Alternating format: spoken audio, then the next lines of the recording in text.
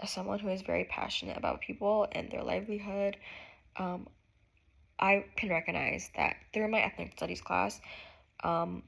cases of discrimination, prejudice, and racism are something that is very prevalent in public health as well, in the field as well. And a skill that I've learned in my ethnic studies class is that it's best to be open-minded, and it's better to like have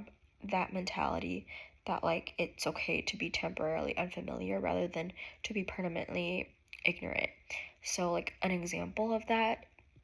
is the discourse about ethnic studies and critical race theory classes, and that curriculum kind of being integrated into education. And I think the reason why it was a controversy in the first place is because people were unfamiliar with that sort of curriculum, and people were also uncomfortable with that sort of curriculum. But I think that is even like more of a reason to bring that to light and just show how deeply racism is integrated into not only like the United States like history, but also like our present as well, so that it shouldn't happen in the future. And another skill that I learned in my ethnic studies class is to just foster more understanding and empathy, by like understanding people in general, and like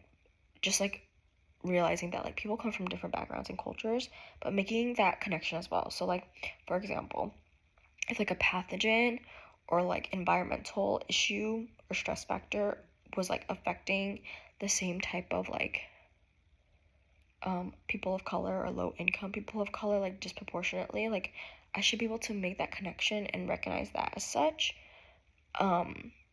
instead of passing it off as like some sort of coincidence, or like just like, oh, it just happened. Like an example of this would be like when the indigenous people's water was being contaminated, when they were getting like uranium poisoning, and like people just failed to make the connection that like it was because they had to stay on like this one area of land, this one reservation, because they were kicked off of their own land.